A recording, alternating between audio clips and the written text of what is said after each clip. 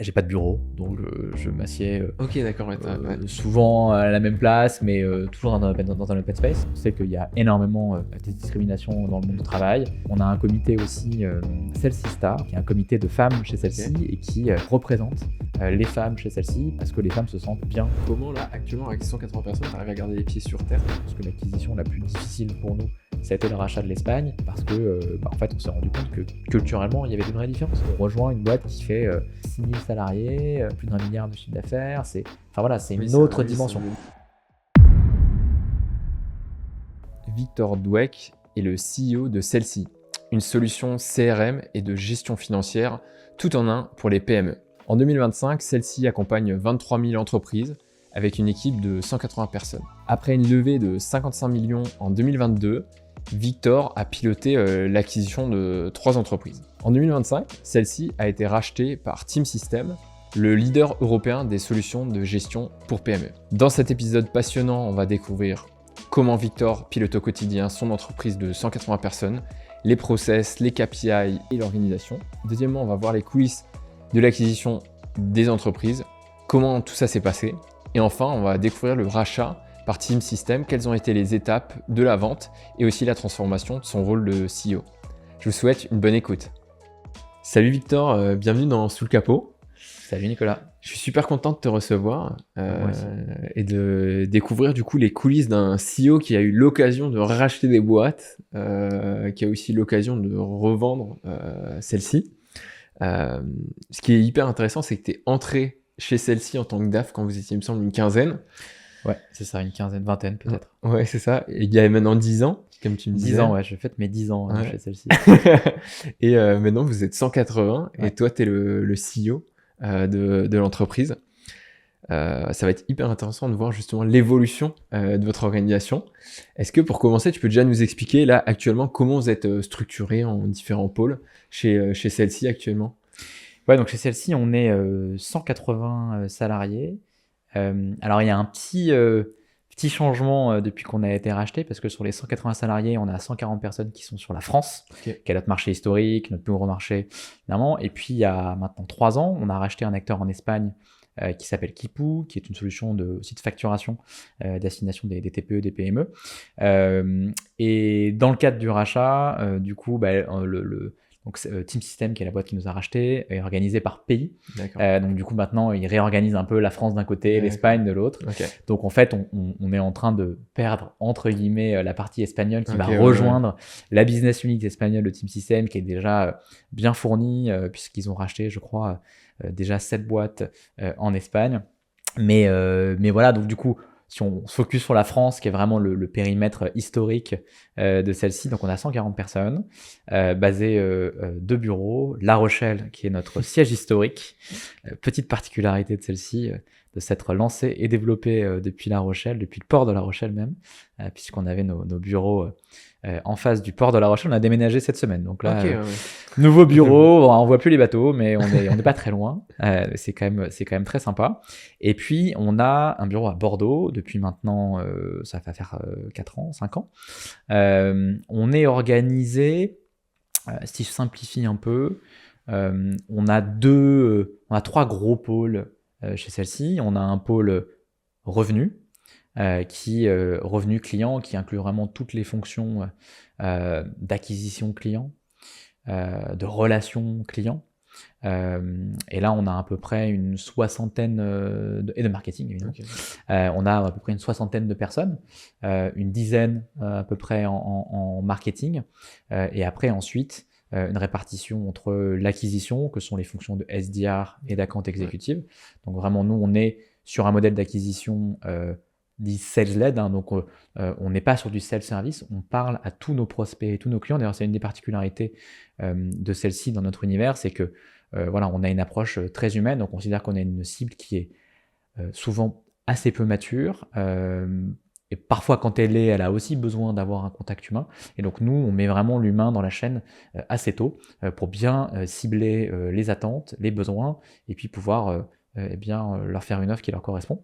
Donc ça veut dire que si en tant que client Celle-ci, j'ai toujours le contact avec une personne qui est référente. À toutes les étapes. Donc dans l'acquisition, on a, que ce soit le moment où vous où quelqu'un remplit un formulaire de demande ou une démo, très vite, il va avoir contact téléphonique. Ensuite, une démonstration avec un AE, questions-réponses, aller-retour bien cibler les besoins. S'il y a besoin d'accompagnement supplémentaire, de la formation, d'intégration de celle-ci avec d'autres outils, pareil, on a des équipes dédiées pour ça. Et puis après, une fois qu'on est client, eh bien, avec l'équipe d'account management qui vont gérer les comptes tout au long de leur vie, le support client évidemment, on a un support qui est hybride entre du chat et du téléphone. Donc voilà, on est assez content de pouvoir accompagner nos clients et c'est aussi ce qui nous différencie. Dans le monde du CRM, on a beaucoup d'acteurs américains, HubSpot, Pipedrive par exemple. Et donc du coup, ce fait d'être français, de pouvoir leur répondre en français avec des personnes physiques dans lesquelles ils se reconnaissent, c'était important pour nous.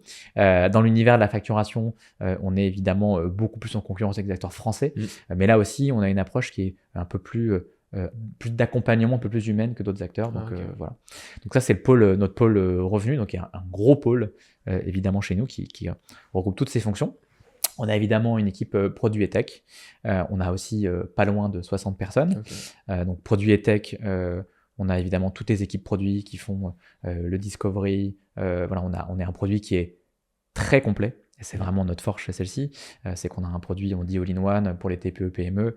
En anglais, on aime bien dire lead to cash, donc vraiment de l'acquisition du prospect jusqu'au moment où le client va payer. Et ça, c'est vraiment une de nos forces. Donc forcément, on a aussi des vrais enjeux produits. Donc on a des vrais pôles d'expertise par typologie de produits, des experts CRM, des experts plutôt facturation, des experts sur le marketing, parce qu'on a aussi une brique marketing, des experts sur la trésorerie. Donc voilà, on a un gros pôle produit et puis évidemment des équipes de développement qui sont là aussi organisées par squad assez traditionnellement. Donc voilà pour l'équipe produit tech. Une équipe dans l'équipe produit tech aussi très importante pour nous, peut-être qu'on aura l'occasion d'y revenir, une équipe data. On est, je pense, très avancé sur ces sujets et on est vraiment très attaché à pouvoir comprendre ce qui se passe à la fois chez nos clients, dans l'usage de celle-ci, mais aussi nous pour piloter la boîte et pouvoir prendre les bonnes décisions. Donc on a fait beaucoup de travail sur ces sujets. C'est une petite équipe, mais c'est une équipe qui fait des très belles choses. Et puis aussi une équipe de cybersécurité, parce qu'on est de plus en plus confronté évidemment à des risques, de par notre taille, de par aussi les données qu'on traite chez nos clients.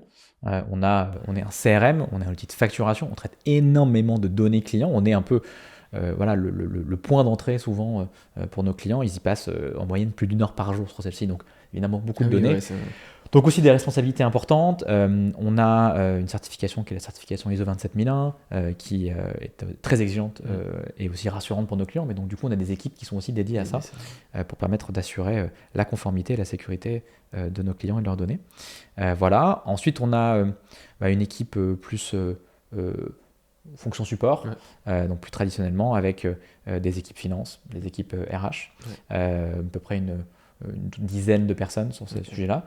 Et puis ensuite, un pôle aussi support client, qui n'est pas dans notre pôle, qui n'est pas directement dans le pôle revenu aujourd'hui, qui est à peu près une dizaine de personnes. Ok, super intéressant. Et du coup, par rapport à La Rochelle et Bordeaux, c'est segmenté en... Je sais pas, il y a tous les devs qui sont à La Rochelle ou ça n'a rien à voir ? Il n'y a pas vraiment de logique. On a ouvert ce bureau à Bordeaux pour différentes raisons. Une raison très importante, c'est que moi j'habitais Bordeaux.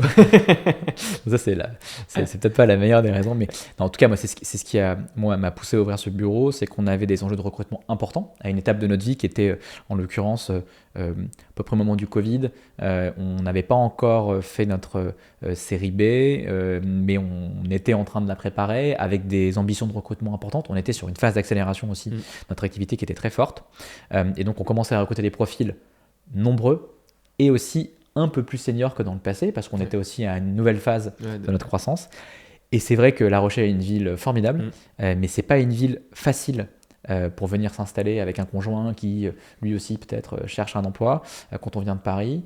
Et donc, on a voulu un peu diversifier en ouvrant un bureau à Bordeaux, parce qu'on était sur place et que, voilà, Paris, on avait fait le test dans le passé, trop éloigné de nous, peut-être aussi de notre culture chez celle-ci. Et donc, on a voulu rester proche Atlantique. D'accord. Mais du coup, comment ça se passe du coup ça veut dire qu'en gros, vous avez des devs à La Rochelle et c'est à Bordeaux ou... Du coup, les recrutements sont quand même liés à les deux lieux sont ouverts à chaque fois. D'accord, ok. Sur tous nos recrutements. L'idée, c'est vraiment de pouvoir recruter les meilleurs profils et de leur proposer 2 alternatives plutôt sympa. Ok, donc c'est eux qui choisissent. C'est eux qui choisissent. Ouais. Donc ça veut dire que vous avez toute une culture, du coup, aussi à distance. Ouais. Complètement. On a, comme beaucoup de boîtes, j'ai envie de dire, de notre époque, celle-ci, c'est quand même une boîte qui a 17 ans, donc on a vécu quand même pas mal de phases. Historiquement, c'était une boîte très présentielle. Moi, quand j'ai rejoint celle-ci il y a 10 ans, voilà, c'était 100% de travail au bureau, avec évidemment, on faisait jamais de visio avec personne, puisqu'on se voyait, on se côtoyait tout le temps. On était vraiment dans une approche très, très présentielle. Évidemment, le Covid a changé ça. Et donc on a dû s'adapter, et donc du coup ouvrir un autre bureau, ça n'a pas été un gros changement parce qu'on avait déjà fait notre mue vers, on va dire, un modèle hybride, et donc travailler entre remote La Rochelle ou remote La Rochelle Bordeaux, ça s'est fait assez naturellement, et donc ça oui, ça se passe plutôt très bien. Ok, ouais. Et du coup, on peut revenir à ce sujet-là, mais du coup, c'est quoi un peu vos routines chez celle-ci? Est-ce que c'est cadré? Est-ce que chaque chef de pôle a un peu la main là-dessus ou... On a des routines de boîte qui concernent tout le monde, qui sont, pour donner quelques exemples, mais la routine la plus régulière qui concerne tout le monde, c'est les meetings All Hands chez nous, hein, donc assez classiquement, tous les mois, moi je réunis toute la boîte. Ouais. Généralement, j'essaie d'alterner, une fois je suis à Bordeaux, une fois je suis à La Rochelle, mais de toute façon, voilà, il y a toujours une partie qui est à distance, de fait. Mais on essaye de faire en sorte que les gens soient là physiquement s'ils le peuvent, quand on les pousse, pas une obligation, parce qu'on est sur une politique de télétravail jusqu'à 3 jours par semaine chez celle-ci. Pour ces jours-là, parce que c'est toujours sympa, ça te permet d'échanger ensuite après, d'avoir un peu des questions-réponses. Donc le All Hands, voilà, c'est 30 minutes tous les mois, avec un niveau de transparence chez nous qui est quand même, je pense, assez élevé. Moi, je partage tous les chiffres sur la croissance, sur le chiffre d'affaires, sur la rentabilité. D'ailleurs, peut-être à un moment, on me l'a un peu reproché, peut-être trop de chiffres. Non, mais voilà, on s'est un peu adapté parce qu'on a testé beaucoup de choses. Et c'est vrai qu'au début, on était sur 45 minutes, c'était un peu trop long. Ouais. Donc là, on s'est adapté vraiment sur 30 minutes. Quelques chiffres un peu clés qu'on pilote vraiment au quotidien, assez classiquement, l'ARR chez nous, la croissance de l'ARR, le churn, l'EBITDA qui est vraiment devenu depuis maintenant 2 ans un indicateur aussi qu'on suit de très près. Voilà, et puis après, quelques initiatives un peu clés pour donner de la visibilité un peu sur les projets, sur les projets, et aussi pour mettre en avant et valoriser le travail de certaines équipes. Voilà, donc on a appelé ça Spotlight on Success, qui est vraiment l'occasion à chaque fois d'une équipe, d'une initiative, d'une personne parfois qui a fait un travail exceptionnel, et de le mettre en avant et de le présenter pendant une dizaine de minutes. Voilà, et puis ensuite des questions-réponses pour pouvoir échanger tous ensemble. Donc ça, c'est le rituel le plus commun. Après, on a des rituels plus de connexion, j'appelle, entre équipes. On garde évidemment des after-work tous les 2 mois, tous les mois, à Bordeaux, La Rochelle, pour garder ce lien physique, parce qu'effectivement, ce qu'on a perdu un peu avec le télétravail, c'est que les gens se voient un peu moins. Parfois, ils se croisent parce qu'ils viennent pas les mêmes jours. Donc, on fait en sorte quand même que les gens puissent se voir. À La Rochelle, à Bordeaux, qui a un peu développé d'ailleurs chacune sa sous-culture. C'est assez sympa. Donc voilà. Et après, on va dire... On n'est pas, je pense qu'on n'a rien inventé, mais des rituels assez par équipe. Et après, moi, je laisse un peu libre chaque équipe de s'organiser sur ces rituels. Le one-to-one est assez standard chez nous. Je demande généralement aux managers de faire en sorte quand même d'avoir la main sur les one-to-one avec l'ensemble de leurs équipes pour quand même sentir le pouls, pouvoir aider si besoin et pas laisser traîner des sujets. À quel horizon? Généralement, c'est hebdomadaire ou c'est... C'est hebdo. C'est hebdo. Les durées, généralement, c'est 30 minutes, mais au moins faire en sorte que les managers puissent, qu'on puisse aligner les pratiques du management sur ça, ce qui n'était pas évident à une époque, parce qu'en fait chaque pôle s'était un peu développé aussi à sa manière. Donc là on a un peu standardisé ça, et puis après des rituels d'équipe assez traditionnellement, des weekly sur le business, des weekly sur le product, dans lesquels moi je participe très régulièrement aussi pour suivre tous les sujets. Ouais, donc il y a vraiment le All Hands et puis le one-to-one et le weekly qui sont généralisés à tout le monde, et après tu as chacun à la main. Exactement, et après on a quelques sujets aussi un peu connexes mais hyper importants et qui tiennent beaucoup, que nos équipes valorisent énormément. On a un comité RSE dans lequel tout le monde a un budget RSE qu'on déploie tous les ans sur les activités, et puis après on a des initiatives qui vont être portées par les salariés, et donc du coup là aussi on a ce comité-là qui est porté par, on a une personne chez nous c'est pas un job à temps plein, mais qui est SDR et qui porte une partie de son activité aussi sur la RSE. On a un comité aussi, Celsista, qu'on appelle, qui est un comité de femmes chez Celsi et qui justement représente les femmes chez Celsi pour, moi j'y tiens beaucoup, à ce que les femmes se sentent bien chez Celsi. On sait qu'il y a énormément des discriminations dans le monde du travail, et donc du coup on travaille sur ce sujet, on fait de la sensibilisation aussi auprès de l'ensemble des équipes sur ce que c'est que la discrimination pour les femmes et les discriminations sexistes de manière générale d'ailleurs au travail. Et donc on a ce petit comité qui se réunit régulièrement, qui échange et qui remonte aussi des informations. Du coup, qui te remonte des informations au CODIR, enfin, ouais, exactement, au CODIR. Voilà, typiquement, une des conséquences on a lancé ça maintenant il y a 6 mois, on a rédigé une charte sur ce qu'on appelle les violences sexistes et sexuelles au travail, voilà, avec des comportements qui sont attendus et d'autres qui sont inacceptables, voilà, pour pouvoir un peu partager ça à l'ensemble de la boîte. Donc ça, c'est un exemple de rituel qui ne concerne pas toute la boîte, mais qui voilà, concerne un groupe, les Celsista, qui œuvrent pour justement valoriser le rôle de la femme dans la boîte. Super intéressant. Et du coup, toi, quand tu as 180 personnes, comment tu pilotes? Comment est-ce que tu pilotes comment est-ce que tu as les informations du coup qui te remontent? Est-ce que, je sais pas, il y a plein de reporting qui sont demandés? Enfin, comment tu... Alors, il y a 2 niveaux de réponse à cette question. La première, c'est oui, on a un très bon niveau de reporting dans la boîte. Que ce soit au niveau financier, où aujourd'hui on a automatisé, et je le sais bien parce que c'est moi qui ai mis en place les premiers reporting chez Celsi, et le niveau qu'on a aujourd'hui n'a rien à voir avec ce que j'ai créé, pour une simple et bonne raison, c'est que mon CFO aujourd'hui est bien plus capé que j'ai pu l'être quand j'ai repris le poste chez Celsi. Donc voilà, on a automatisé énormément de choses, donc on a une donnée financière qui est aujourd'hui vraiment nickel, et on a l'information très rapidement, donc on est capable de clôturer un mois en 48 heures, enfin voilà, voilà, et de sortir un reporting, c'est quasiment du clic-bouton aujourd'hui, c'est assez incroyable ce qu'on a fait, avec aujourd'hui plein de solutions qui se connectent en API entre elles. Voilà, on a mis NetSuite en place pour gérer notre compta, notre compta est internalisé aussi, donc on a vraiment la main sur ça. Donc tu as la catégorisation qui va se faire. Donc y compris sur des indicateurs non financiers aussi, comme par exemple le CAC, le coût d'acquisition client, qui est devenu un indicateur qui remonte aussi dans NetSuite, qu'on peut aussi sortir sous format de reporting. Ça, c'est le premier point. Le deuxième point, c'est qu'on a aussi sur la partie data plus opérationnelle, là aussi on fait un énorme travail, je parlais de l'équipe data, et donc on a créé des reportings par équipe vraiment spécifiques, où on est capable de piloter la conversion des leads, aussi bien que le nombre de clients qui font bien l'onboarding chez celle-ci, ou combien de tickets support. Voilà, donc on a vraiment des reportings spécifiques par équipe, et chaque équipe a des dashboards qu'elle suit de près. Donc en fait, on ne manque vraiment pas de data, et moi, si je veux, je peux aller me plonger dans ce que je veux. Maintenant, la réalité, c'est que ce n'est pas souhaitable que je le fasse. C'est pour ça que je te dis, voilà, je ne manque pas d'informations si je veux, et j'ai mis en place des rituels aussi pour me remonter l'information qui est importante, avec mes managers qui me remontent les choses importantes, que ce soit dans les weekly business ou les weekly produits et tech qu'on fait, etc. Donc j'ai le bon niveau d'information. Et par contre, ce que j'ai dû accepter avec ce changement d'échelle, c'est aussi d'accepter de déléguer, d'accepter de ne pas avoir l'information primaire sur tous les sujets. Donc, tu vas avoir le KPI de résultat, mais tu vas pas forcément regarder les moyens, enfin, à part s'il y a un problème. Mais Exactement, et je pense qu'aussi ça a été vraiment une des grosses transformations que j'ai pu opérer.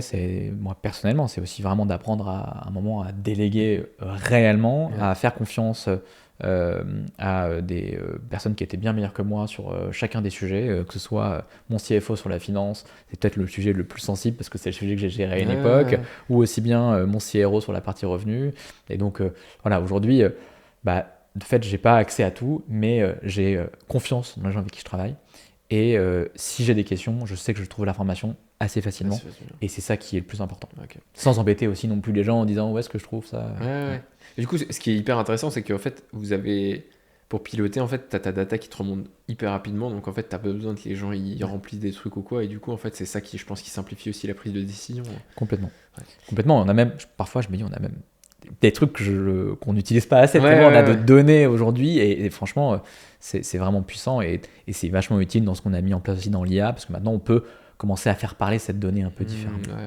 Et comment vous faites du coup toute la partie suivi, tu vois, j'imagine le développement de features, etc. Enfin ça du coup c'est intégré dans votre partie data ou du coup vous avez des outils de gestion de projet pour suivre ça, enfin, comment... Ouais, donc sur le développement de produit, donc il y a différents niveaux. Donc il y a à la fois évidemment tout ce qui va être notre roadmap produit. Et donc là, c'est vraiment des décisions stratégiques qui se font souvent au niveau viennent souvent du COMEX, où voilà, on sait qu'on on a un vrai capacity planning maintenant, donc on sait à peu près ce qu'on est capable d'opérer sur les 6 prochains mois en termes de capacité de développement. Et on connaît un peu les gros sujets stratégiques qui sont remontés par nos clients, par nos sales. Nos sales sont en gros, et à deux égards. Un, parce qu'ils ont leur montée des clients et des prospects avec qui ils échangent, mais aussi parce qu'ils sont utilisateurs de celle-ci. Et donc, du coup, en tant que CRM, et donc, ils voient aussi quels sont les points sur lesquels on peut progresser et quels sont les points qui vont apporter de la valeur. Donc, beaucoup en interne, évidemment, beaucoup chez nos prospects et nos clients. Et puis aussi, beaucoup en fonction du marché, de la concurrence. Et j'ai envie de dire, quatrième point, un peu de la vision qu'on veut donner de celle-ci dans 5 ans. Donc ça, j'ai envie de dire que ça se fait... l'information remonte et centralisée par on a un CPO du coup dans mon COMEX. Le produit et la tech sont séparés, c'est vraiment 2 personnes, donc CTO et CPO sont 2 personnes et qui du coup lui me remonte les informations un peu clés et puis ensuite généralement on arbitre sur la roadmap pour savoir un peu où est-ce qu'on veut prioriser, sachant que c'est de l'arbitrage permanent. On est contraint de fait, on a un produit qui est super large, on a au final, je te dis 60 personnes dans l'équipe produit et tech, mais en termes de développement, on est à une trentaine de personnes. Donc c'est beaucoup et pas beaucoup en même temps sur un produit comme ça. Donc il faut faire des vrais arbitrages. Voilà. Et puis après, on va dire, toute la partie maintenance, correction de bugs, petites améliorations qu'on voit au quotidien. Et là, effectivement, on a des outils, on utilise Jira. Et là, c'est... on a en fonction des volumes, on va aller prioriser telle ou telle réponse. C'est hyper bien fait. Enfin, là aussi, franchement, je suis assez impressionné par ce qui est fait par notre équipe de qualité et de support niveau 2, de product support. Mais voilà, on a une capacité aussi là-dessus à faire des ajustements et à maintenir le soft. Et voilà, et ça, c'est un peu un process à part. C'est vraiment du run quotidien pour s'assurer qu'on maximise la valeur des équipes qui sont dispo sur ces sujets. Et toi, on va y revenir après sur les différentes phases de croissance, mais comment là, actuellement, avec 180 personnes, tu arrives à garder les pieds sur terre tout en étant... Enfin, tu vas pas être ce côté dans sa tour d'ivoire, tu vois. C'est pas simple. Non, mais non, déjà, c'est pas simple parce que 180 personnes, tu peux pas aller parler à 180 personnes. Une relation avec... Même tous les mois. Et puis la réalité aussi, c'est que moi, je suis aussi beaucoup pris par d'autres sujets que l'opérationnel. Je pense notamment à la relation avec mes actionnaires, qui a notamment ces 4 dernières années, mais là aussi dans cette nouvelle phase qui est le rachat, est vraiment un sujet qui me prend beaucoup de temps. Des acquisitions aussi qui sont un sujet. Donc finalement, j'ai une partie de mon temps qui est vraiment allouée à l'opérationnel et à la gestion du quotidien. Et ça passe beaucoup aussi par la confiance que j'ai donnée à mes équipes, à mon COMEX, qui est assez récent, que j'ai recruté les 3 dernières années. Donc c'est vraiment des gens qui sont arrivés récemment. Donc écoute, déjà, j'essaie de venir au bureau quasiment tous les jours. Je ne fais pas de télétravail ou très très peu. Ça, c'est le premier point. Je considère que c'est important. J'ai pas de bureau, donc je m'assieds souvent à la même place, mais toujours dans un open space. Donc je suis toujours au milieu, que ce soit à La Rochelle ou à Bordeaux. Voilà, je suis présent. Tu ne te sépares pas, enfin, tu n'as pas ton grand bureau. Non, j'ai pas de bureau. Voilà, moi, et puis ça fait partie de la culture de la boîte qui, moi, me tient beaucoup à cœur, c'est de rester accessible. Une de nos valeurs, c'est keep it simple. Et donc, moi, j'accorde vraiment beaucoup de valeur à ce que les choses restent simples. Et j'essaie de rester simple aussi, moi, dans la relation que j'ai avec les gens. Je pense qu'effectivement, je ne suis pas toujours le plus disponible parce que j'ai évidemment pas mal de sujets. J'y travaille d'ailleurs pour faire en sorte d'être un peu plus, peut-être me rendre un peu plus dispo parce que je me rends compte qu'à chaque fois que je le fais, c'est toujours hyper bénéfique. Et en même temps, j'ai grande confiance dans mes équipes au quotidien, dans le management de la boîte, dans la prise de décision. Et donc donc c'est trouver le juste équilibre entre être présent, être garant de la culture et la confiance que j'accorde à mes équipes de mon comité de direction et même, j'ai envie de dire, les tâches du dessous des managers du quotidien. Ok, ouais. Super intéressant. Moi, je trouve ça hyper intéressant avec ce que tu disais, avec le fait que tu te places avec tout le monde dans le bureau. Enfin, je pense que ouais, Ouais, mais c'est c'est- important, je pense. J'apprends beaucoup en fait. ouais. Déjà, ne serait-ce qu'en écoutant les sales. Non, mais Ouais, j'imagine. ouais, ça, c'est important pour moi de rester connecté. Voilà, d'être à la machine à café, pouvoir d'échanger avec les gens, déjeuner aussi, l'occasion. Voilà, on a des petites cantines où les gens déjeunent et moi, voilà, je trouve ça important. Ok. Super, bah, j'aimerais bien qu'on aille du coup sur un sujet dont on a parlé tout à l'heure, sur le côté justement le développement. Ça fait 10 ans, pardon, 10 ans que du coup tu travailles chez celle-ci. Ça fait maintenant 7 ans que tu es CEO. Ouais, 5 ans que je suis CEO. J'ai été CEO avant, Ok. voilà, on était en gouvernance avec les fondateurs ensemble. Mais ouais, ça fait quelques années que. Et du coup, en préparant justement, tu m'as un peu dit, ouais, on a un peu eu 4 phases. Ouais. Et je trouve ça toujours intéressant de voir justement les phases, comment on était organisé, parce que son entreprise, on va pas l'organiser de la même manière quand on est 15 au début que quand on est 180. Et je pense justement, il faut pas prendre l'organisation de 180 à 15 parce que c'est pas efficace. Ouais, c'est sûr qu'il y a eu des étapes. Ouais, du coup, est-ce que tu veux peut-être nous expliquer ces 4 phases Ouais. et puis comment vous étiez organisé et qu'est-ce qui vous a amené à changer votre organisation? Et ça, c'est vraiment hyper intéressant ces différentes étapes. Et c'est marrant parce que j'ai beaucoup de questions sur ces sujets. Et c'est vrai qu'il y a toutes les boîtes ne passent pas par les étapes que celle-ci a vécues. Ouais. Parfois, certaines boîtes restent à l'étape 1, mais ils font une croissance énorme à l'étape 1, d'autres restent à l'étape 2, d'autres passent directement à l'étape 4. Donc, nous, on a vraiment vécu des étapes très différentes. On a vécu, moi, quand je suis rejoint celle-ci il y a 10 ans. Si tu peux peut-être juste donner les 4 étapes. Ouais, les 4 étapes. Après, on va aller dans le détail. L'étape, on va dire, start-up fondateur, Ouais. où vraiment la boîte était gérée et gouvernée par les fondateurs. L'étape plus fonds d'investissement capital risque, Ok. VC. Étape 2 qu'on a connue après. L'étape 3, c'était l'étape private equity avec un fonds majoritaire. Et l'étape 4 qu'on est en train de vivre aujourd'hui, c'est l'étape rachat industriel, rachat stratégique, qui est encore une autre étape.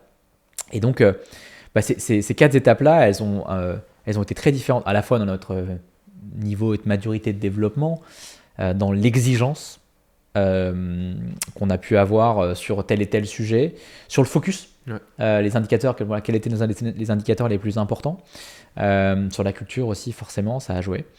Si je prends l'étape 1, l'étape fondateur, qui est l'étape que j'ai connue, dans laquelle moi, quand je suis arrivé chez celle-ci en 2016, il y a 10 ans, c'était l'étape startup, vraiment d'une boîte qui était évidemment gérée par ses fondateurs. Voilà, c'est eux qui prenaient les décisions au quotidien. On avait énormément de liberté sur la façon de gérer et de piloter la boîte. Une étape qui était, moi, qui m'a appris énormément.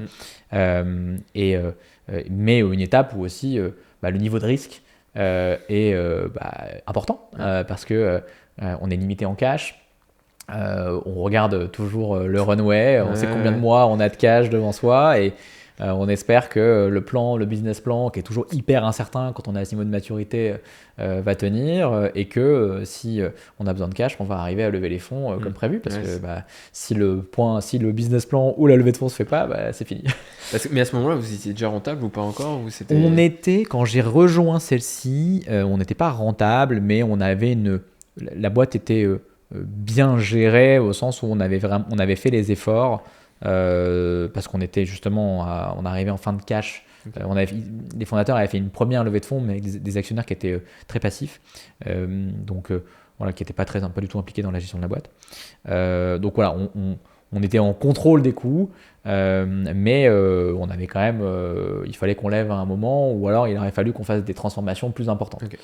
Mais donc moi j'ai vraiment vécu cette étape-là qui a été pour moi une étape où en fait j'ai repris en main les finances d'une boîte qui était d'ailleurs complètement nouveau pour moi parce que même si je venais d'un background plutôt financier, c'était la première fois que je me retrouvais vraiment aux manettes. Les mains dans le cambouis. Exactement. Mais du coup c'était assez flat comme organisation ou... Ouais, on avait une vingtaine de personnes, franchement beaucoup de polyvalence. Okay.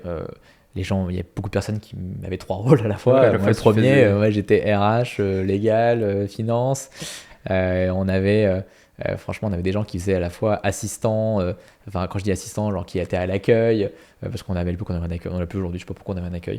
Bref, et qui en même temps faisaient du support. Ok. J'avais moi mon premier salarié dans mon équipe, c'était un comptable, mais en fait c'est quelqu'un qui venait du support avant, qui était passé de support client à comptable. Donc voilà, il y avait énormément de polyvalence. On avait des développeurs qui faisaient produit et développement, parfois c'était mélangé. Ok. Donc voilà, c'était. Et puis c'était vraiment startup. Et puis en plus, je pense pour beaucoup de sujets, on n'avait pas les codes. Ok. On n'avait pas les codes. Pourquoi? Et ça, moi je trouve que c'est aussi génial d'avoir connu ça, parce que les fondateurs de celle-ci, c'est pour beaucoup, c'était des autodidactes. Ils n'ont jamais bossé dans des grosses boîtes avant, Ouais. et donc ils l'ont fait par bon sens, Ouais, ok. avec leur gut feeling sur pas mal de sujets. Et on était aussi dans les équipes beaucoup de jeunes Ouais. qui sortaient d'études et qui n'avaient pas aussi connu, et puis on était à La Rochelle en plus. Ouais, Donc, ouais. donc, tout ça faisait qu'en fait on a créé notre écosystème, et on a fait notre développement, et franchement c'était génial, on a fait plein de conneries, mais on a su s'adapter au bon moment. Ouais. Mais on a aussi fait des choses géniales, et c'est ce qui nous a permis d'arriver à l'étape 2, qui était l'étape pour laquelle moi j'avais rejoint au début la boîte, parce que justement les fondateurs cherchaient à faire une série A. Ils n'avaient pas réussi, ils avaient fait un premier tour qui n'avait pas été une réussite, et donc du coup moi je suis arrivé pour les aider à faire en sorte que on reparte un an après pour pouvoir lever des fonds.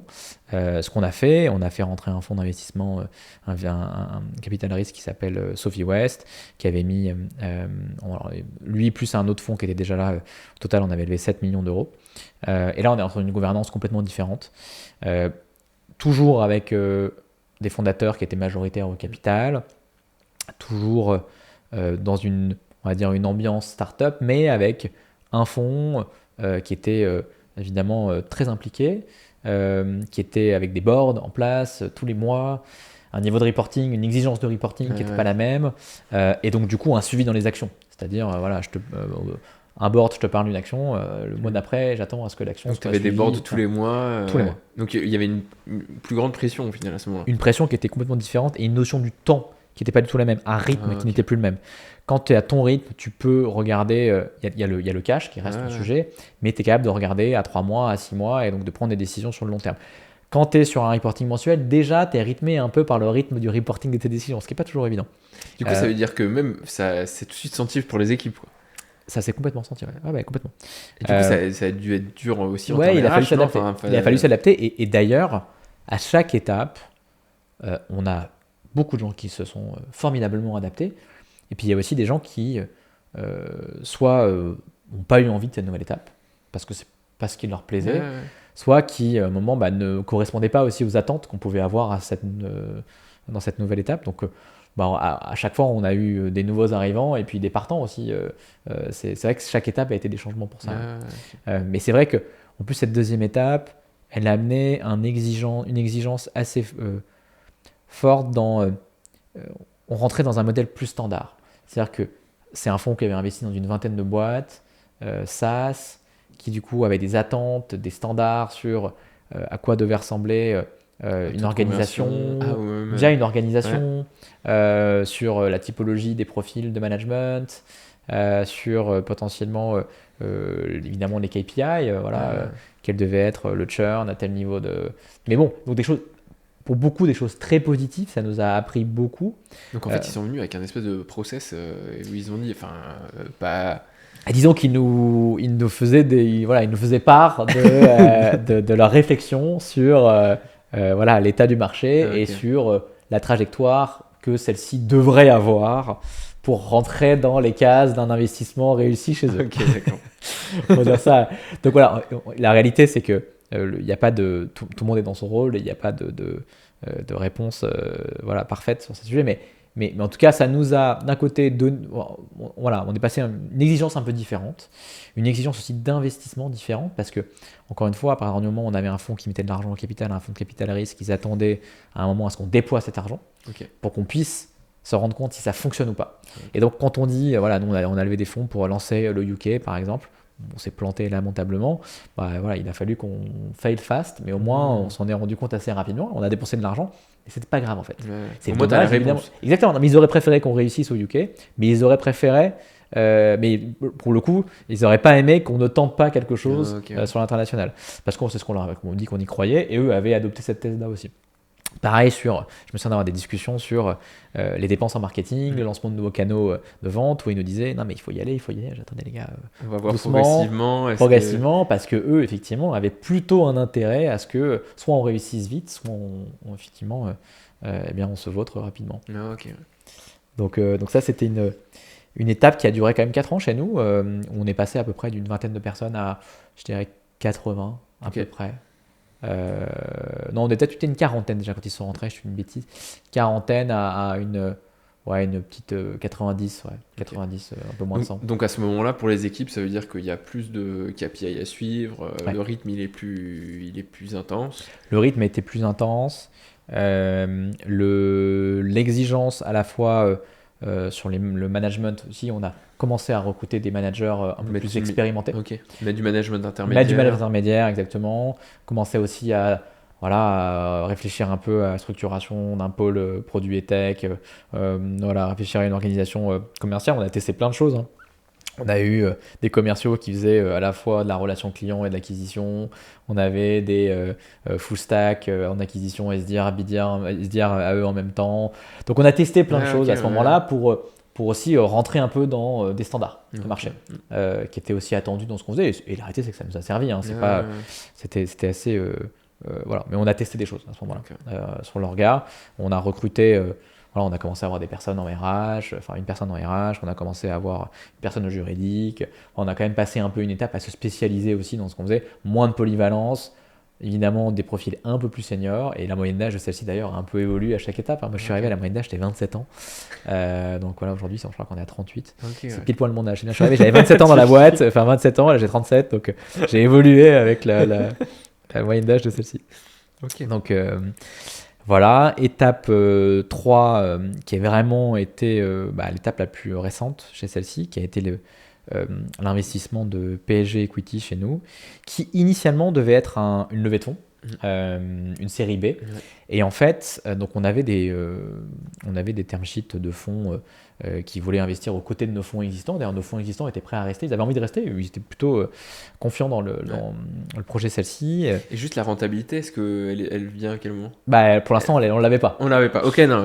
Donc effectivement, on n'était pas rentable, on commençait à se rapprocher d'un break-even à ce moment-là, parce qu'on commençait à être aussi à court de cash, donc on faisait un peu gaffe. On avait sur ces phases investissement, à un moment on se rend compte que la croissance vient, et donc à un moment aussi ça rattrape un peu aussi les dépenses, et donc on se rapprochait un peu d'un niveau de rentabilité, en tout cas de break-even on va dire, pas de rentabilité. Et donc du coup on a fait rentrer un fonds de private equity, donc c'était une approche un peu différente, qui est devenue majoritaire, qui a racheté les fonds existants, qui a réinvesti à nos côtés. Pourquoi on a fait ce choix-là par rapport à faire rentrer un autre fonds? C'est parce que PSG nous avait convaincus dans leur approche de nous accompagner sur du M&A. Et ça, c'était hyper important pour nous, parce qu'on y croyait beaucoup. On avait envie de lancer des nouveaux marchés en Europe. On pensait que le M&A était le meilleur moyen de le faire. On voulait lancer des nouveaux produits connexes, notamment sur le marketing et la gestion de trésor.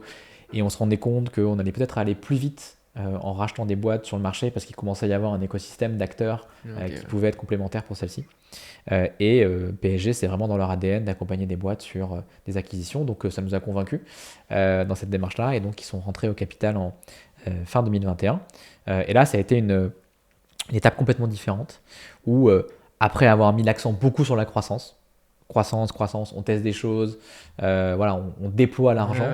Là, on est rentré plus dans une phase d'abord effectivement d'investissement quand même, mais on était aussi dans une époque 2021-2022 où l'argent coûtait très peu cher, où il y avait des licornes tous les 4 matins, tout le monde levait de l'argent. C'était un peu une époque assez particulière qui a fini par se terminer. On est revenu à des choses beaucoup plus concrètes. Donc voilà, on a quand même scalé, on a quand même fait des recrutements, parce qu'on est passé d'une 90 personnes à 180, mais avec des acquisitions aussi. Il n'y a pas que eu des recrutements, il y a aussi eu des acquisitions, à un moment où une vraie exigence de rentabilité. Et donc là, on a c'est vrai qu'à un moment, on a complètement changé aussi notre focus en tant qu'équipe dirigeante. En fait, c'est le switch avant, c'était recherche la croissance et là, on recherche la renta. Là, et voilà, à un moment, nos investisseurs nous ont dit, voilà, aujourd'hui, et à juste titre, ils avaient raison. D'ailleurs, rares sont les investisseurs qui, dans les boîtes à l'époque, ont dit ne vous souciez pas de la rentabilité, c'est pas grave. Et d'ailleurs, ceux qui l'ont pas fait ou qui n'ont pas réussi, beaucoup ont mis la clé sous la porte, quand même, faut en avoir conscience. Mais du coup, ça a été une période pas facile quand même. Parce qu'on doit faire des arbitrages, parce que il a fallu aussi que l'on soit très, très, très, très, très, très discipliné sur toutes les dépenses. Très discipliné sur... Juste, ça s'est traduit comment typiquement sur les dépenses? Ça veut dire que avant, c'était un peu... tu baisses toutes les limites, je sais pas, qu'un chef de service, d'un chef de pôle, finalement, il peut plus, tant qu'il a pas une... Je pense qu'avant, avant, on était beaucoup plus ouvert sur la possibilité d'ouvrir des nouvelles lignes de dépenses. Voilà, je veux tester ça. Voilà, est-ce qu'on mettrait pas un tel outil? Et donc, du coup, on était plutôt dans une optique de se dire, on va élargir finalement les possibilités pour aller chercher de la croissance, pour aller chercher de l'engagement dans les équipes, pour maximiser finalement notre capacité de travail à, voilà, maintenant on a une contrainte. Il faut qu'avant la fin de l'année, celle-ci devienne rentable. Et donc là, c'est un vrai changement. Donc c'est là où le rôle de mon CFO a été hyper important pour m'accompagner et nous accompagner dans ce travail. La communication aussi auprès des équipes a été un sujet hyper important. De leur expliquer pourquoi on faisait ça. Et la réalité, c'est qu'on faisait ça pour la pérennité de celle-ci, déjà, parce qu'on était dans une phase où on cramait beaucoup d'argent, quand même, à ce moment-là. Et donc, je pense que la communication a été bien comprise. Elle n'a pas toujours été bien acceptée, mais en tout cas, je pense que ça a été important de le communiquer très clairement, de manière très transparente. Moi, je l'ai communiqué de manière très transparente. Et on a réussi à faire cette transformation tout en continuant à faire de la croissance, évidemment, parce que c'est pas du jour au lendemain, la croissance ne nous intéresse plus. Évidemment, la rentabilité devient cruciale, mais la croissance reste importante. Et donc, il a fallu trouver une croissance rentable et comment faire en sorte, parce que évidemment, c'est facile de devenir rentable, il suffit d'arrêter toutes les dépenses. Oui, non, c'est ça. Ou tu licencies des personnes. Enfin, non, mais voilà. Donc là, il a fallu qu'on fasse en sorte de garder quand même un rythme de croissance élevé, parce qu'on avait des ambitions fortes, mais tout en passant ce cap de la rentabilité. Donc, mais du coup, c'était quoi? Du coup, vous avez arrêté de tester des nouvelles choses, ou il y a certains... Bon, on a fait un vrai travail très détaillé, ligne à ligne, déjà, de toutes nos dépenses, de challenger chacune des dépenses. Vraiment, avec une approche, nos actionnaires appelaient ça le zero-based budget. Tu regardes pas ce qui avait été fait l'année d'avant. Exactement. C'est au lieu de dire je pars dans mon nouveau budget et je dis voilà je pars de ça et voilà ce que je vais rajouter, c'est je pars d'une feuille blanche. C'est de quoi j'ai besoin pour faire les objectifs. Et donc, en fait, quand tu réfléchis comme ça, cette approche zero-base, forcément, tu te rends compte qu'il y a certains trucs qui sont peut-être pas les plus utiles. Et en fait, aussi, tu testes, tu dis, on va arrêter ça. On pense que c'est pas critique. Si ça l'est, tant pis, on fera marche arrière. Et en fait, tu te rends compte qu'il y a plein d'outils. En plus, on avait adopté. Puis en fait, il y a un moment, on n'avait pas de gouvernance aussi sur ces sujets. On était dans une phase où c'était pas notre priorité. Et donc, on était OK de tester plein de choses, etc. À une rationalisation un peu plus forte. Et on s'est rendu compte que finalement, ça ne nous avait pas ralenti. On a eu aussi des départs qu'on n'a pas remplacés. Voilà. On a aussi investi moins en marketing. Aussi, de fait. On a ralenti un peu nos investissements à ce moment-là pour tester aussi et d'essayer d'avoir une approche beaucoup plus rationnelle sur ces sujets, voir si on arrivait à faire autant avec un peu moins. Et puis on a changé de mindset, et ça c'était le plus important. Vraiment changer le mindset et se dire ok, maintenant on est dans un mindset où chaque coup compte. Et c'est pas désagréable aussi en fait de regarder, de piloter une boîte comme ça. Donc en fait, ça veut dire que même les indicateurs de performance, ils ont changé pour limite chaque équipe, quoi. Donc, on a commencé. En fait, avant, on avait dans les indicateurs de performance uniquement la croissance, que ce soit le churn, la croissance de la RR, le new business selon les personnes, à introduire l'EBITDA comme un indicateur de croissance. Et aujourd'hui, l'EBITDA, c'est un indicateur aussi important que la croissance. Mais il y a 5 ans, c'était pas un indicateur. Moi, je le pilotais en tant que CEO et en tant que CFO, évidemment, mais voilà, Qui apportait pas autant d'importance. j'y accordais évidemment pas d'importance. Et voilà, et dans cette nouvelle étape qui est une étape industrielle, ça reste encore un indicateur évidemment très important voilà, sur une boîte qui aujourd'hui nous a racheté, qui est rentable, très rentable en plus. Donc, Ok. Ouais. Et du coup, ça a changé quoi sur l'organisation? Vous avez rajouté des strates, Ouais. enfin, je sais pas comment dire, des couches supplémentaires ou pas? ouais, Enfin, complètement. En fait, quand on a fait rentrer PSG au capital, et ça c'est vraiment aussi la force, en tout cas le rôle aussi d'un fonds de private equity, c'est d'essayer de sécuriser l'investissement. Ouais. Et ça veut dire quoi? Ça veut dire que avant qu'ils investissent, je cumulais énormément de rôles. J'étais arrivé à un point où j'avais la finance, j'avais le go-to-market, donc tout le revenu, j'avais quasiment tout sauf la tech en direct.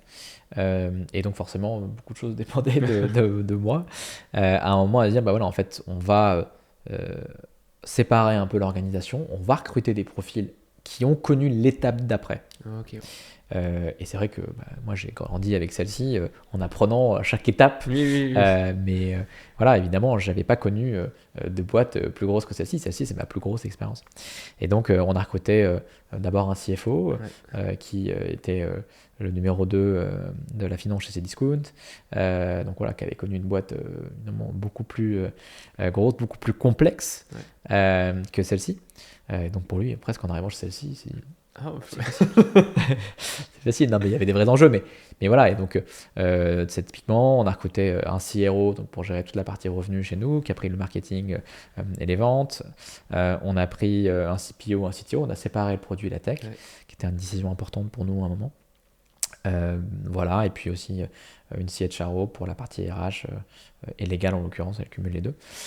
Et donc, voilà. Donc, j'ai vraiment délégué à chacune de ces personnes et vraiment un pôle d'experts. Voilà, ça a été vraiment un changement, c'est-à-dire que vraiment j'avais autour de moi que des gens qui étaient largement meilleurs que moi sur chacun de ces sujets et sur l'ensemble des sujets. Et tu savais où t'amener aussi vu l'étape d'après. Et qui en plus avaient connu l'étape d'après, c'est-à-dire qu'ils avaient connu effectivement des boîtes de 400, 500, parfois un peu 1000 personnes. Et donc ils savaient aussi quelles étaient les contraintes de ce type de boîte, quelles étaient les évolutions d'organisation qu'il fallait faire. Et moi, j'ai appris beaucoup à leur côté. En fait. Énorme, mais j'apprends encore toujours aujourd'hui. Non, mais c'est vrai parce que voilà, pour eux, parfois, ça paraît des choses qui paraissent assez évidentes, ne l'étaient pas pour moi parce que voilà, on était à un moment, on passait une étape que je connaissais pas. Ok, hyper intéressant. Donc ça a été le gros changement quand même. Et c'était nécessaire pour faire certaines transformations, comme la rentabilité, et c'était nécessaire pour faire les acquisitions. On a fait 3 et racheter 3 boîtes sans une équipe dirigeante qui a un peu l'expérience de ce que c'est que d'intégrer des équipes, de piloter la boîte au quotidien quand moi j'étais absorbé beaucoup par ces sujets d'acquisition aussi.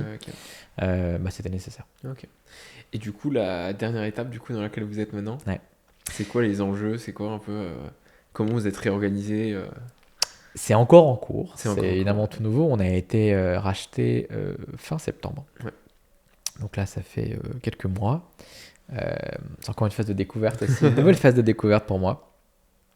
Avec en plus, c'est marrant parce que maintenant je suis vraiment de l'autre côté de la barrière. Après avoir accompagné le rachat de 3 boîtes, où j'ai vu ce qu'il fallait faire et pas faire. Où j'ai fait des erreurs, j'ai vu des choses. Et maintenant, forcément, je me compare aussi beaucoup à ces différentes étapes. En plus de ça, moi, ce qui est intéressant, c'est que du coup, moi, j'ai fait une chose assez similaire en rachetant une boîte en Espagne pour me lancer le marché espagnol.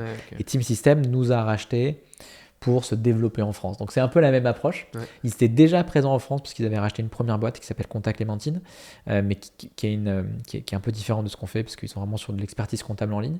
Là, c'est du software qui est leur métier historique. Et donc, du coup... là, on est en train de construire un peu l'étape d'après ensemble. C'est comment on va créer des synergies avec Clémentine, avec potentiellement d'autres acquisitions qui seront amenées à faire sur le marché français. Et moi, je leur apporte aussi cette compétence-là parce que j'ai rencontré beaucoup de monde. Je faisais le point avec mes anciens actionnaires. On est compte qu'on a parlé à plus on a eu des discussions avancées, ou plus ou moins avancées, avec une centaine de boîtes quand même, avant d'en racheter 3. Au final, il n'y a eu que 3 acquisitions, mais il y a eu beaucoup plus d'échanges. Et donc, donc de leur apporter aussi cette compétence-là. Et puis, de construire une organisation qui est beaucoup plus, voilà, maintenant Team System France, voilà, où celle-ci est un pilier fondamental de leur orga pour avoir accès au marché des TPE, PME, pour avoir un outil de facturation dans le contexte de la facturation électronique qui arrive en France, qui est évidemment un énorme sujet pour eux, et eux, c'est vraiment leur expertise. Et à l'inverse, eux nous apportaient aussi leur expertise. Comment? Parce que ils sont italiens, grosse partie de leur chiffre d'affaires est encore en Italie. Ils sont développés dans d'autres marchés comme l'Espagne, la Turquie. Mais voilà, l'Italie c'est un gros marché. L'Italie c'est le premier pays à avoir déployé la facturation électronique. 2018, je crois, 2019. Et donc, ils ont cette expertise-là de transformation de marché. Ils ont testé beaucoup de choses à ce moment-là pour réussir à prendre des parts de marché dans ce contexte. Et donc, voilà, ils nous apportent aussi cette expérience de l'Italie, mais aussi de l'Espagne, aussi de la Turquie, qui sont en train de connaître les mêmes transformations. Donc c'est hyper intéressant pour nous. Ouais. C'est franchement assez passionnant. Mais du coup, ça veut dire qu'il y a une organisation, vous êtes libre là-dessus, ou il y a une organisation Team France à caler sur voilà, c'est en discussion. Pour l'instant, on continue d'opérer comme on opérait avant, avec une relation avec un actionnaire. Donc en fait, finalement, moi, ce qui était mes boards avant sont en train, maintenant, ça s'appelle plus des boards, c'est des performance review. Mais c'est le même principe. Mais évidemment, je pense que ça va évoluer dans les prochains mois, dans les prochaines années. Ça va se faire le temps aussi qu'on construise un peu toute cette BU France, parce que voilà, c'est encore un peu nouveau.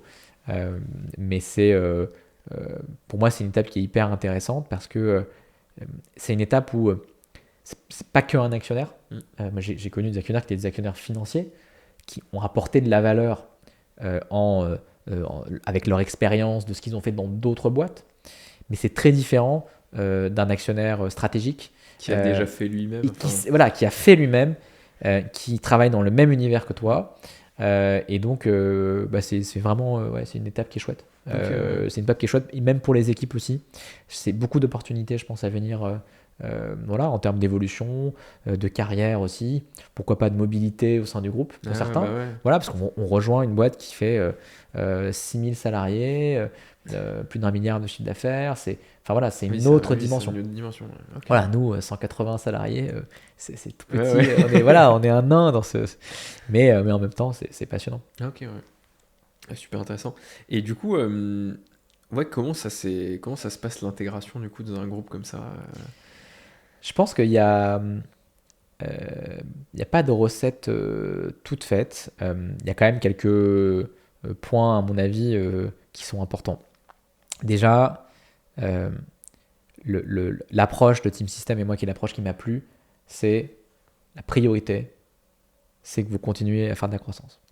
Et donc, on ne veut pas vous mettre trop de poids sur l'intégration, vous ralentir dans votre développement.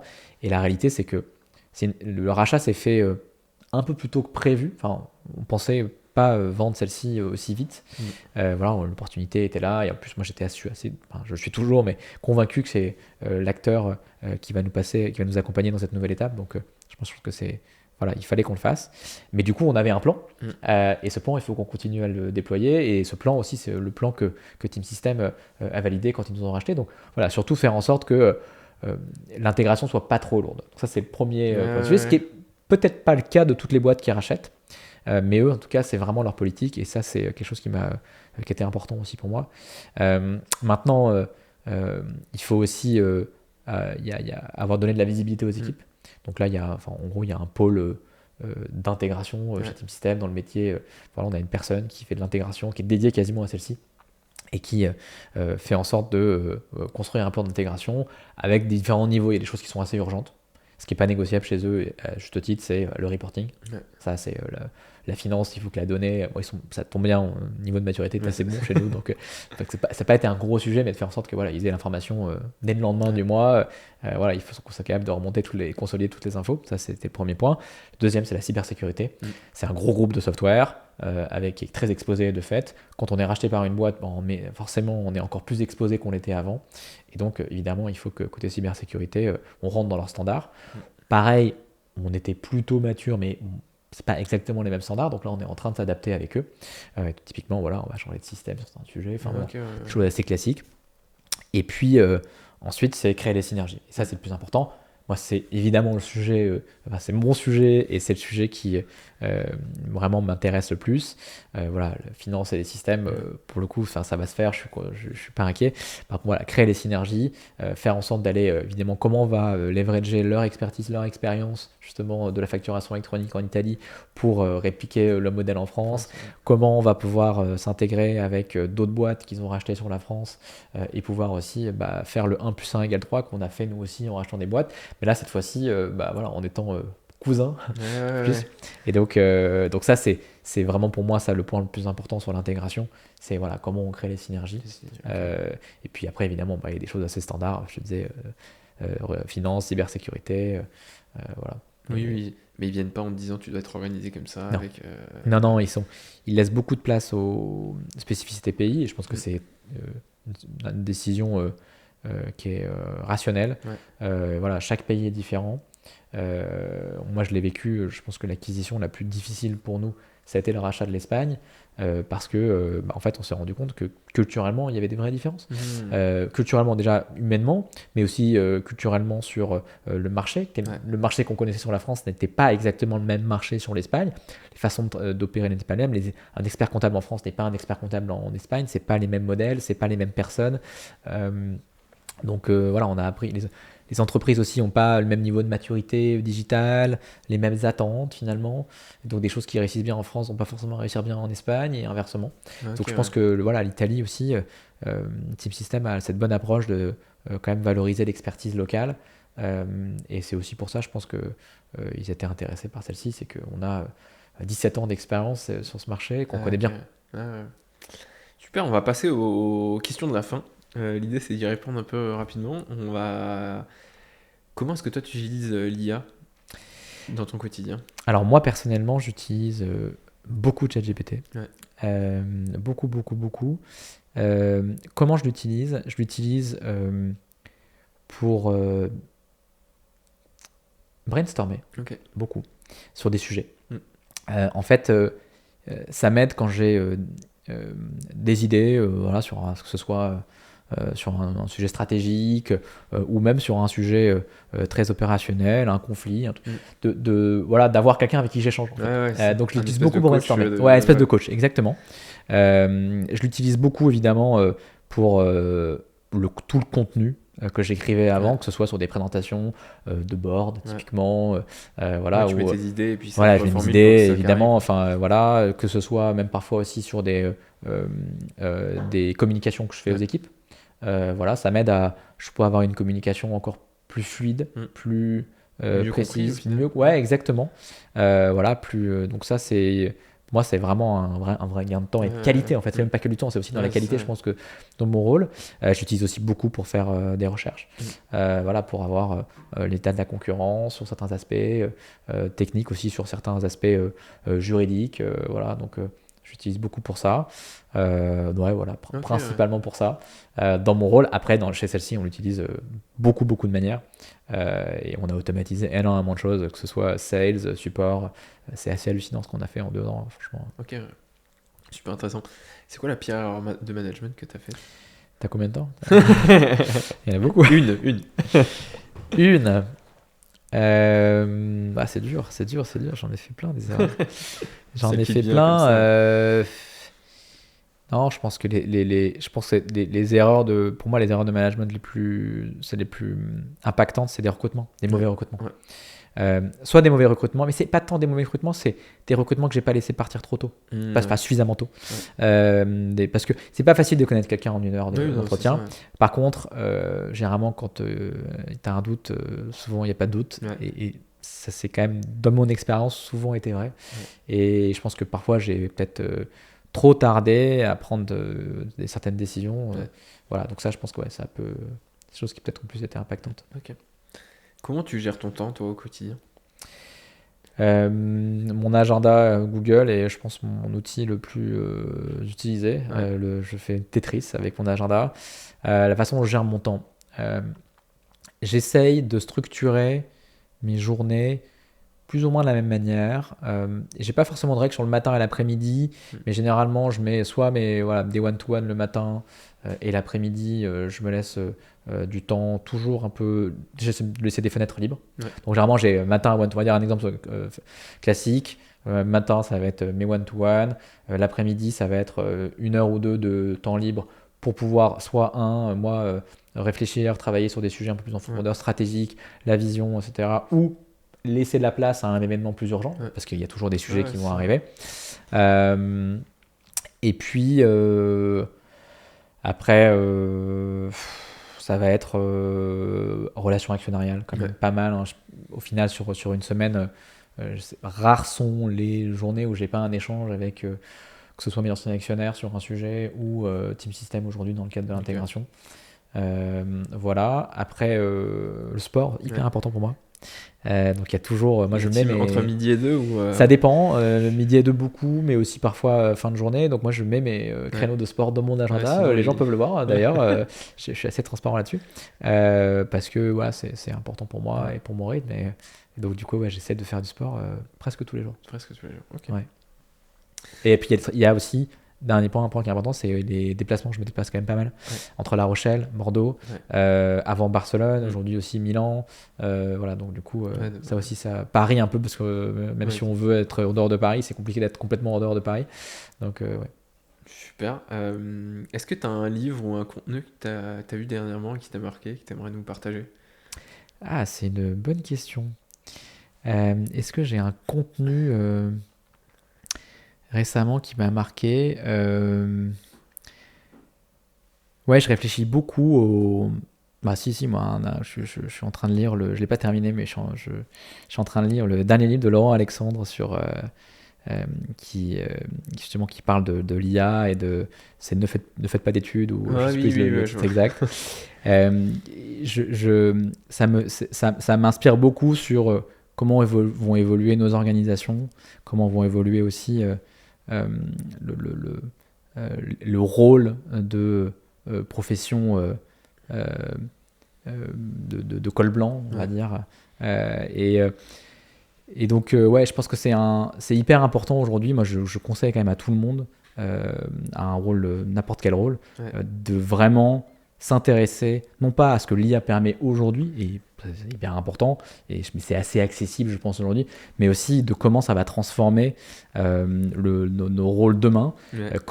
Qu'est-ce qu'on va conseiller à un jeune aujourd'hui? Pour moi, le vrai sujet, le plus important, c'est la jeunesse. C'est les gens qui ont 20 ans aujourd'hui. C'est eux qu'on doit orienter vers les bons choix, parce qu'évidemment, c'est eux qui vont porter la transformation en France demain. Donc voilà, c'est un des contenus qui m'a marqué. C'est moi qui m'a fait poser beaucoup de questions. Parce que je me rends compte que les gens qui se décrivent un peu comme futurologues, c'est toujours un peu particulier, mais en même temps, quand on voit à quel point les choses évoluent vite aujourd'hui, c'est quand même intéressant d'avoir des gens qui essaient de projeter un futur en fait pas si lointain. Ok, super. Merci en tout cas d'avoir partagé tout ça. Avec plaisir. D'avoir ouvert le capot de celle-ci. Et où est-ce qu'on peut te suivre sur ton... LinkedIn. Ouais, je suis pas sur X, je suis pas sur Insta, mais LinkedIn, j'essaie de répondre. Voilà, sauf si c'est un message de prospection, je reçois beaucoup. Donc voilà, mais avec plaisir pour me contacter. Mettez un peu l'effort pour que ça soit pas perçu comme un message de prospection. Super. Merci beaucoup. Avec plaisir, Nicolas. À bientôt. Ciao. Salut.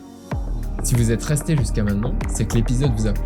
Donc n'hésitez pas à donner une note 5 étoiles sur votre plateforme de podcast préférée ou de liker la vidéo. Et n'oubliez pas de vous abonner.